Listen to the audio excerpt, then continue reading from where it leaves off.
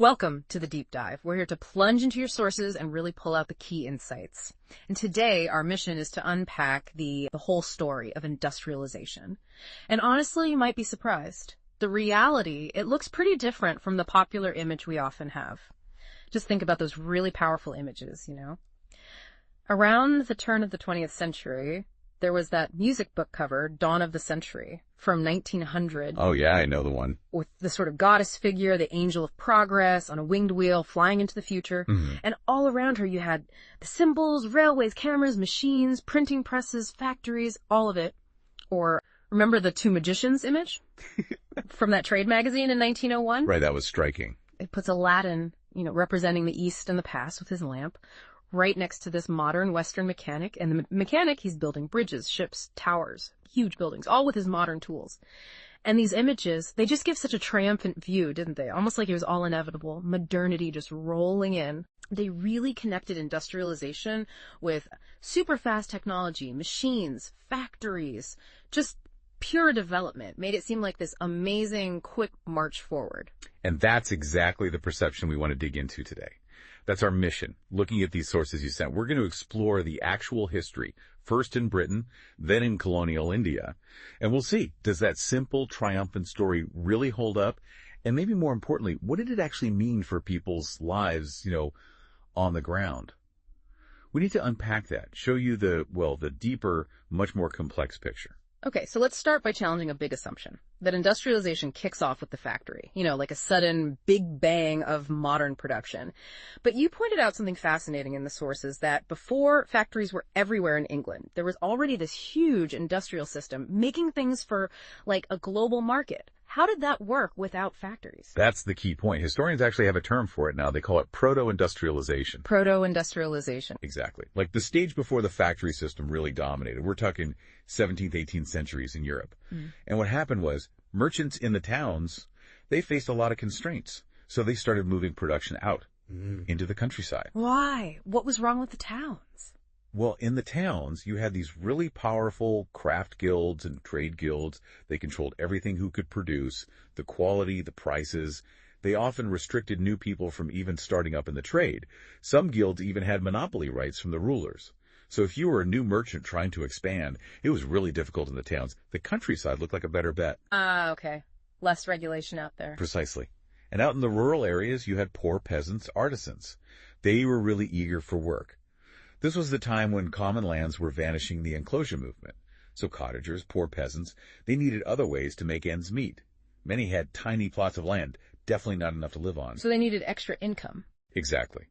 So when merchants came along offering cash advances to produce goods, textiles, usually these families jumped at the chance. It meant they could stay in the countryside, keep farming their little plots, and crucially bring in extra money. Plus, it let them use the labor of the whole family. Everyone could pitch in.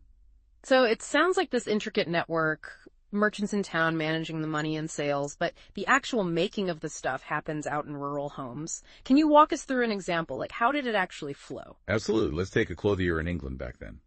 They'd start by buying raw wool, maybe in town. Then they'd take it out to the countryside. One village household might do the spinning, turning wool into yarn. Then that yarn goes to another set of households, the weavers. After weaving, it might go to fullers, who clean and thicken the cloth. Then maybe to dyers. Wow, okay. A whole chain. A whole chain, yes. Mm-hmm. And the finishing, the final touches that often happened back in London before the cloth got exported internationally.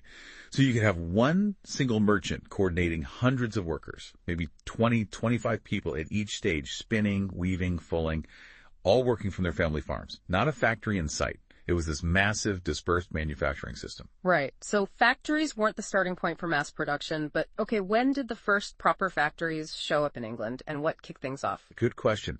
The very earliest ones started popping up around the 1730s, but they really began multiplying later in the 18th century. And the first big symbol of this new factory age, definitely cotton. Cotton production just exploded. Exploded how? Well, get this. Raw cotton imports into Britain went from about 2.5 million pounds in 1760 to 22 million pounds by 1787. Wow, that's a huge jump in less than 30 years. Massive. And it was fueled by a whole series of inventions. New machines made things like carding, twisting, spinning much faster, much more efficient. You got stronger threads, higher output per worker. And then came Richard Arkwright. He's the one credited with creating the modern cotton mill. See, before Arkwright, even with some machines, cloth production was still scattered all over the countryside in people's homes. Arkwright brought all these expensive new machines and the whole production process literally under one roof, in a mill. The factory model. Exactly. And that allowed for things that were really hard to do before. Careful supervision of the workers, much better quality control, regulating labor. Things you just couldn't manage easily when production was spread out across villages. Okay, that sounds like the big shift we usually imagine. Centralized, efficient. But you're suggesting this change wasn't quite as sudden or complete as it sounds. How fast did things really change? That's a really crucial point historians make now. Yes, cotton was booming. Metals too, iron and steel, became huge later after the 1840s. These were the dynamic industries. But, and this is important, these new factory industries didn't just wipe out the traditional ways of doing things overnight. Not at all. Even by the end of the 19th century, think about this. Less than 20% of the total workforce in Britain was actually working in these technologically advanced sectors. Less than 20%. Seriously? Seriously. A huge chunk of output, especially in textiles, was still being produced outside factories, in people's homes, in small workshops. Domestic units, they called them. So the Industrial Revolution wasn't quite the revolution we picture then. It sounds incredibly slow. Why so gradual? If these new machines were so great, why weren't manufacturers all rushing to use them? Well, there were several reasons for that slow pace. First off, the new technology was really expensive. Okay, cost is always a factor. And it wasn't always reliable. These early machines often broke down.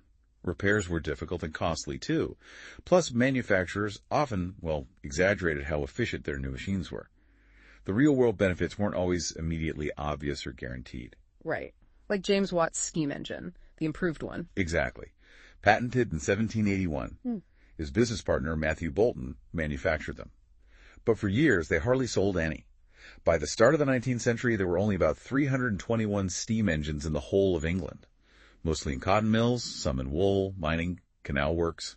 They weren't everywhere, not by a long shot, until much, much later in the century. So it wasn't like flipping a switch. Not at all. And that's why historians now increasingly say, the typical worker in Britain, even in the mid-19th century, they probably weren't operating a fancy new machine in a giant factory. Who were they then? They were much more likely to be a traditional craftsperson. Or just a general laborer, working with their hands, often in traditional ways. Okay, so if the machines weren't being adopted quickly, despite their potential, why not? What was really holding things back, it still feels a bit counterintuitive. It does, doesn't it? Yeah. But a huge factor, maybe the biggest, was simply the amount of available labor. Too many workers. Essentially, yes. Victorian Britain had this massive supply of workers. Poor peasants forced off the land, vagrants moving to the cities, all desperate for jobs. So industrialists didn't really face labor shortages or super high wage costs. When you could hire lots of people cheaply, why spend a fortune on a machine that does the same job? Especially if that machine is expensive and might break down. The incentive just wasn't always there. That makes sense. Cheap hands versus expensive machines. Exactly.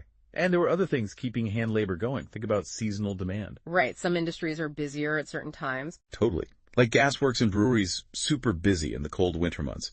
They needed way more workers then. Bookbinders, printers, they needed extra hands before Christmas. Or down at the docks, winter was the time ships got repaired. So in all these industries with big seasonal swings, owners preferred to just hire extra workers for the busy season. Investing in machinery that would just sit idle for months didn't make much economic sense. Okay, seasonality. What else? Variety.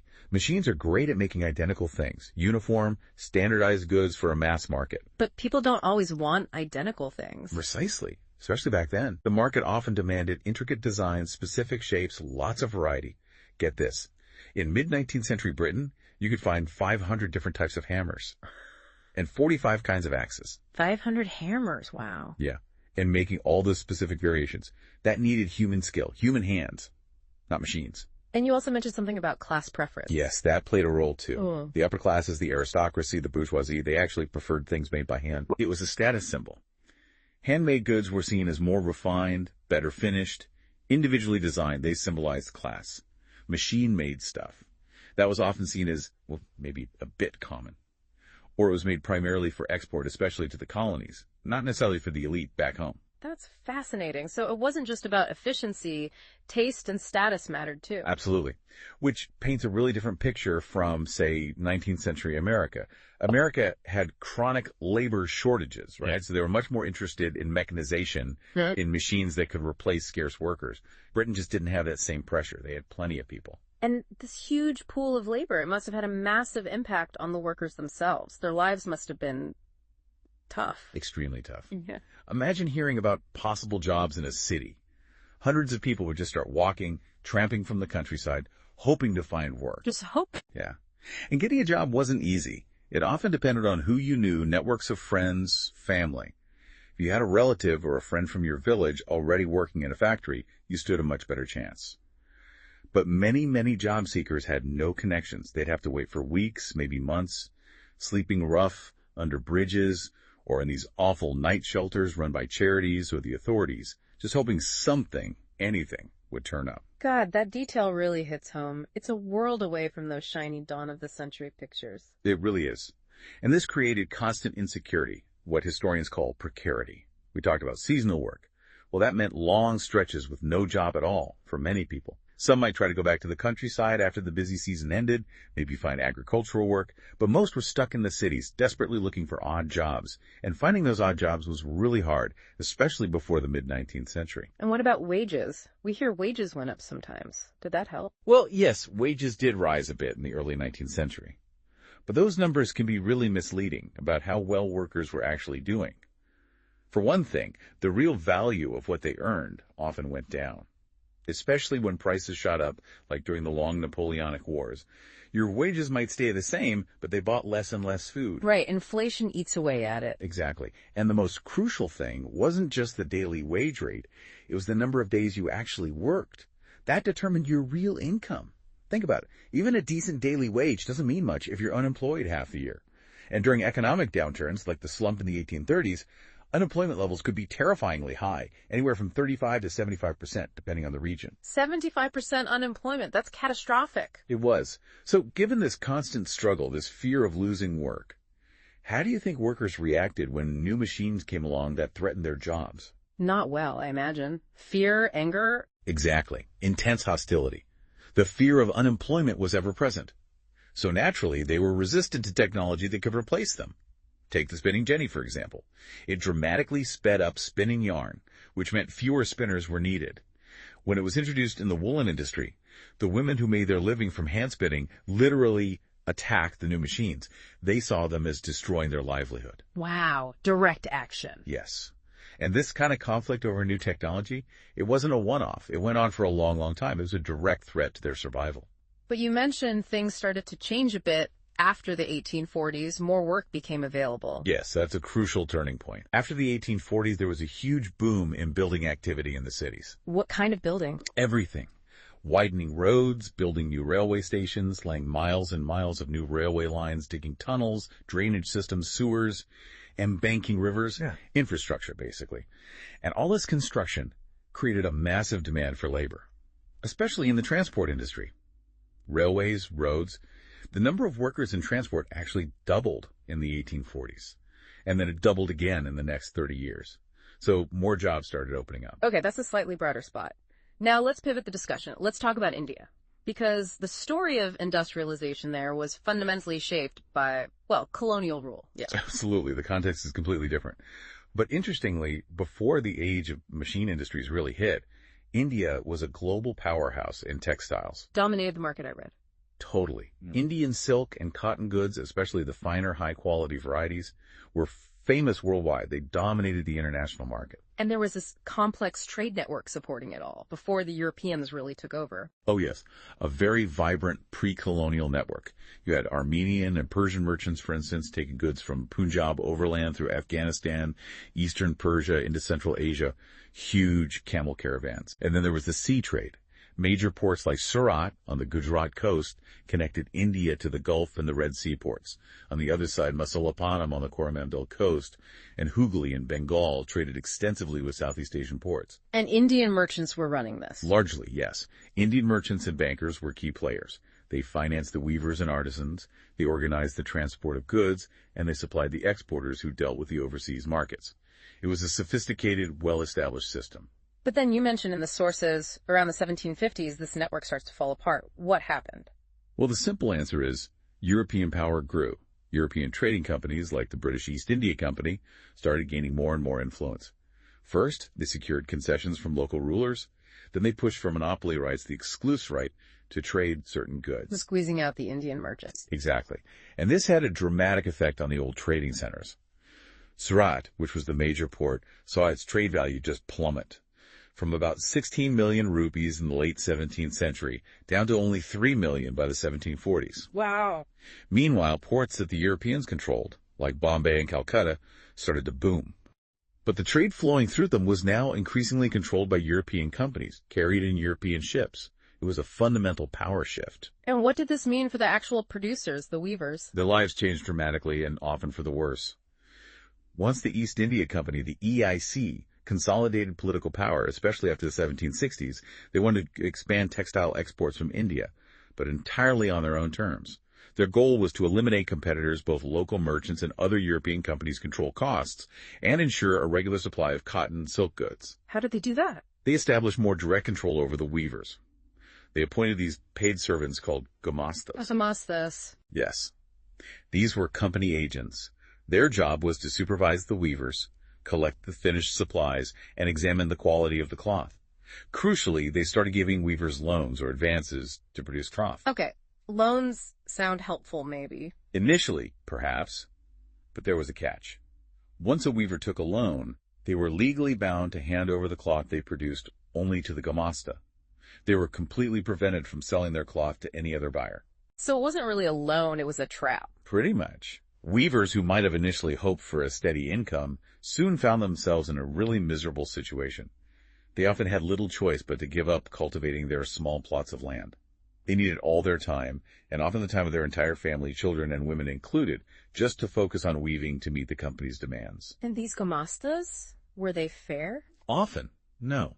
Unlike the earlier local supply merchants who often lived in the same village and had social ties, these gumastas were outsiders. They had no long-term connection to the community. Reports say they often acted arrogantly, marching into villages with peons, punishing weavers for any delays, sometimes with beatings or floggings. That's brutal. It was. And the weavers lost all power to bargain over prices. The price they received from the company for their cloth was miserably low. They were locked into these contracts by the loans. What was the result? Did weavers just accept this? Not always. There was resistance. Many weavers simply deserted their villages and migrated elsewhere, hoping to set up looms in places where they didn't have to deal with the company. In some places, weavers, along with local traders, actively revolted, opposing the company and its officials. Over time, many weavers just began refusing to take the loans. They closed down their workshops and shifted entirely to agricultural labor. They preferred farming to being exploited by the gumastas. So the company system basically drove many weavers out of business or into desperation. And then things got even worse. You mentioned Manchester. Yes. Just as the Indian weavers were grappling with the EIC's control, a new threat emerged. Machine-made goods from Britain. From Manchester's factories. Exactly. Back in Britain, the powerful industrial groups were putting pressure on their government. They wanted tariffs, import duties, put on Indian textiles coming into Britain to protect their own new factories from competition. So they closed off the British market. Effectively, yes. And at the same time, they persuaded the East India Company that it should be actively selling British manufactured goods in India. Open up the Indian market for Manchester cloth. A double whammy for Indian weavers. Absolutely. The impact was dramatic. Yeah. By 1850, cotton piece goods from Britain made up over 31% of the value of all Indian imports. By the 1870s, that figure was over 50%. 50%. Yes. So Indian weavers now face two huge problems simultaneously. First, their export market, which had been so important, collapsed. Second, their local market started shrinking rapidly, flooded with cheap, machine-made imports from Manchester. How could they possibly compete? They couldn't, really, especially the weavers producing coarser cloth. And then, to make matters even worse, the American Civil War broke out in the 1860s. How did that affect India? It cut off the supply of raw cotton from the U.S. to Britain. So Britain turned desperately to India for raw cotton supplies. Exports of raw cotton from India soared. Which sounds good maybe, but But the price of raw cotton within India shot up dramatically.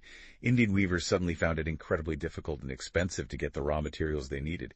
They were starved of supplies. Weaving just couldn't pay anymore for many of them. It was a devastating period. just relentless pressure. Yet, despite all this, factories did start appearing in India itself. You mentioned the first cotton mill in Bombay in 1854, then jute mills in Bengal, more cotton mills in places like Kanpur and Ahmedabad. Who was setting these up, and how did they manage it in this colonial environment? Right. Despite the dominance of Manchester, Indian entrepreneurs did emerge. Many of the early ones made their initial fortunes through external trade, often the controversial China trade. The opium trade. Yes, exporting opium from India to China, and then often taking tea from China back to England. That generated huge capital for some. Figures like Dwarkanath Tagore in Bengal were involved early on. In Bombay, Parsis like Dinshaw Pettit and Jamsetji Nusrawanji Tata, names still famous today, built huge industrial empires, partly funded by the China trade and also by shipping raw cotton to England. Then there was Seth Hukamchand, a Marwari businessman, who set up the first Indian-owned jute mill in Calcutta in 1917. He also traded with China. The father and grandfather of the famous industrialist G.D. Birla were also involved in this trade. So China trade was key for many. Any other routes? Oh, yes. Others accumulated capital trading with Burma or the Middle East and East Africa. Some operated purely within India, transferring funds between cities, banking money, financing traders. When opportunities in the factory investment came up after the mid-19th century, some of these merchants had the capital to jump in. But surely they faced limitations under colonial rule. Huge limitations. As British colonial control tightened, the space for Indian merchants to operate freely really shrank. They were increasingly barred from trading with Europe in manufactured goods. They were basically pushed towards exporting mainly raw materials and food grains, things the British wanted, like raw cotton, opium, wheat, indigo. And they were gradually edged out of the shipping business, too. So European businesses had the upper hand. Definitely. Until the First World War, European managing agencies controlled a really large sector of Indian industry. Companies like Bird Heigler's and Company, Andrew Yule, Jardine Skinner & Co. These agencies mobilized the capital, set up joint stock companies, and made all the key business decisions. Often, Indian financiers might provide some of the capital, but the control rested firmly with the Europeans. Indian businessmen weren't even allowed to join the European-dominated chambers of commerce. Okay, so that's the entrepreneurs. What about the workers? As these Indian factories expanded, where did the workforce come from? Well, as factories grew, so did the demand for workers.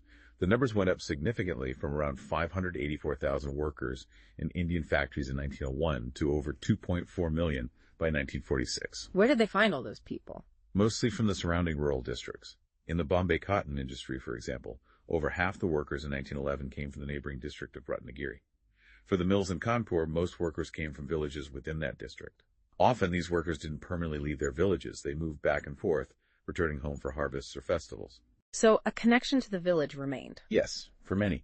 And sometimes they traveled really long distances. Workers traveled hundreds of miles from the United Provinces, for example, to work in the textile mills of Bombay or the jute mills of Calcutta. How did factory owners actually recruit these workers, especially those coming from far away? Getting jobs was always difficult. So industrialists usually relied on someone called a jobber to find new recruits. A jobber? What's that? Usually an old, trusted worker.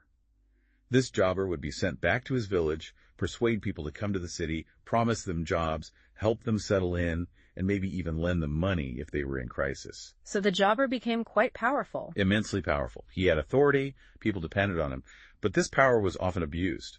Jobbers frequently started demanding money or gifts in return for finding jobs or helping workers out. They became figures of significant influence, but also potential exploitation. And conditions in the factories? Generally harsh. Long hours were common. You read about shifts running from 5 p.m. until 3 a.m., for example. It was tough work.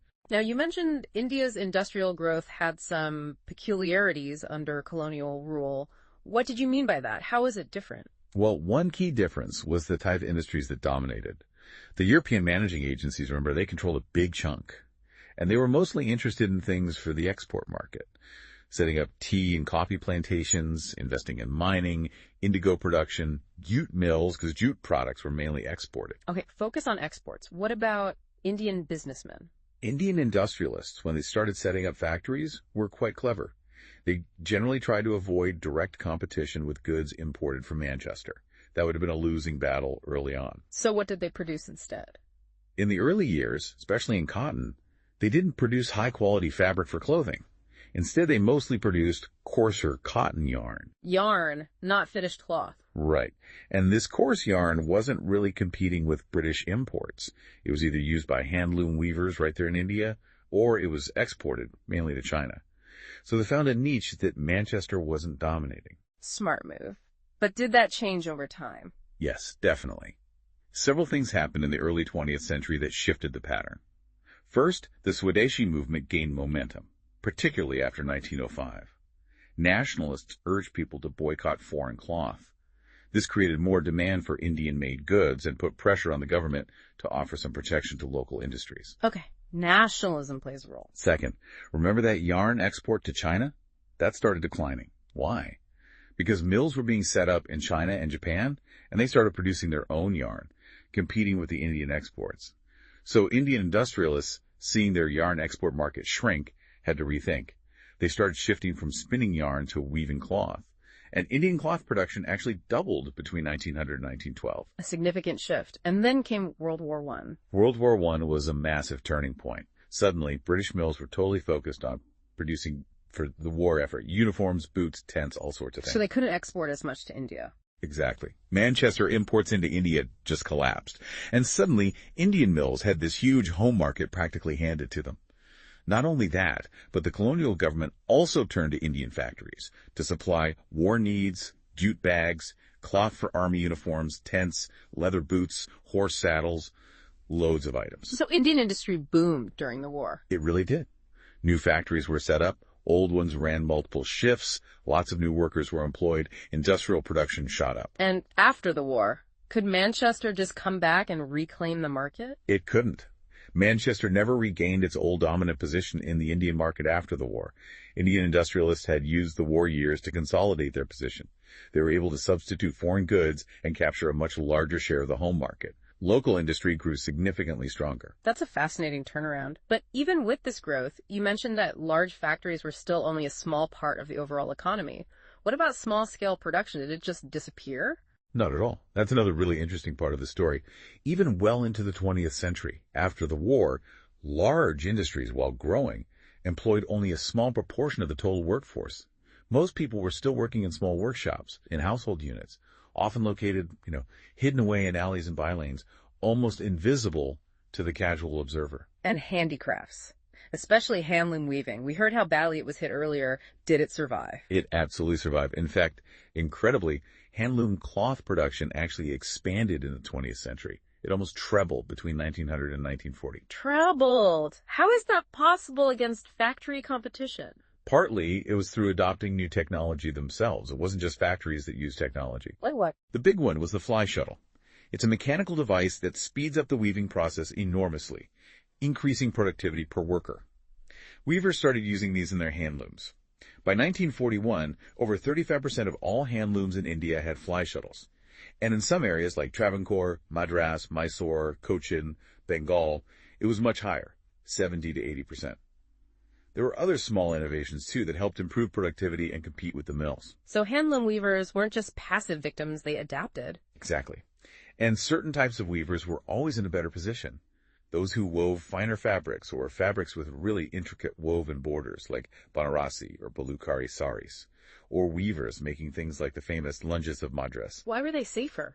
Because mills just couldn't easily imitate those specialized weaves and intricate designs.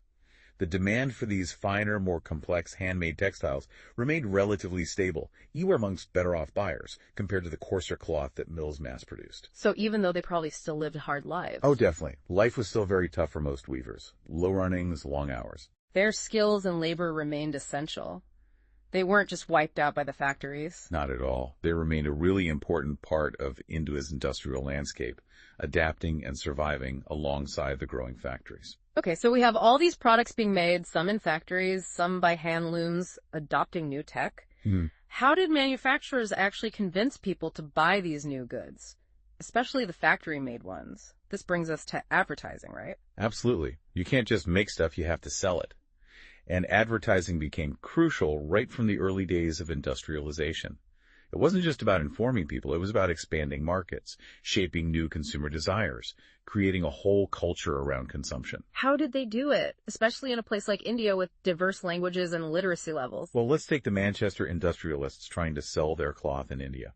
One key thing they did was put labels on the cloth bundles. Labels, like brand names. Yeah, exactly. Yeah. The label did several things. It made the place of manufacture Manchester familiar. It showed the name of the company. And crucially, it was meant to be a mark of quality. Buyers were expected to feel confident when they saw Made in Manchester written boldly on the label. Just the name itself was advertising. Yes. But they went further. These labels weren't just text. They were often beautifully illustrated.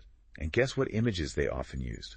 What? Images of Indian gods and goddesses, Krishna, Saraswati, Kartika, all sorts of deities appeared on labels for imported cloth. Wow, why would they do that? It was a clever way to make the foreign product feel familiar, maybe even divinely approved. If the gods are associated with it, it must be okay, right?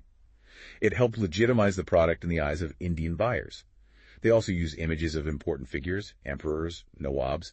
These often appeared on ads and calendars. The message was subtle but clear. If royalty uses this product or approves of it, then its quality must be unquestionable. It associated the product with authority and status. Calendars. Why calendars? Calendars were brilliant. Manufacturers printed them and gave them away. Unlike newspapers or magazines, calendars were used even by people who couldn't read. True. Everyone needs to know the date. Exactly. And they'd be hung up everywhere in tea shops, in poor people's homes, in offices, in middle-class apartments. They hung there all year round. So the products advertised on them were seen day after day, month after month. Constant exposure. It was incredibly effective, pervasive advertising. That's really smart, and it brings us full circle almost. What happened when Indian manufacturers started advertising their own goods, especially as the nationalist movement grew? Well, they used similar techniques, but with a powerful twist. Their advertisements often carried a clear, loud nationalist message. Like what? Essentially, if you care for the nation, then buy products that Indians produce. Advertisements became a vehicle for the Swadeshi message. Support your own country's industries. Boycott foreign goods. Nationalism became a selling point. So advertising wasn't just commerce, it was politics too. Absolutely intertwined.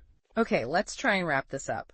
We started this deep dive thinking about those really triumphant images, the dawn of the century, the two magicians, glorifying machines, factories, rapid progress. Yeah, those images that suggest a simple straight line forward. But what we've really uncovered today, looking through your sources, is just how much more complicated and frankly more human and messy the real story of industrialization was. That's the core takeaway, isn't it? That simple narrative. It just doesn't capture the reality. The story is so much richer. It involves this whole proto-industrial phase before factories.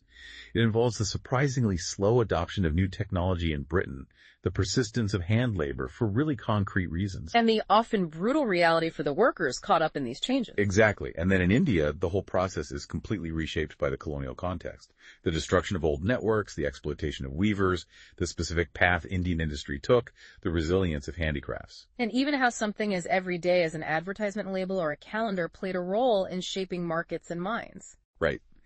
It's a story with so many layers, so many different experiences depending on who you were and where you were. Far from that smooth, inevitable march of progress. It really makes you question that whole idea of progress, doesn't it? Is it ever as straightforward as those grand images suggest? Or is there always this deeper, more nuanced, often tougher story underneath in any big era of change? And maybe that leaves us with a final thought to chew on. Given everything we've talked about, the economics, the technology, the politics, even the advertising, how much is our very idea of progress itself shaped, maybe even subtly manipulated, by the very forces it claims to be describing?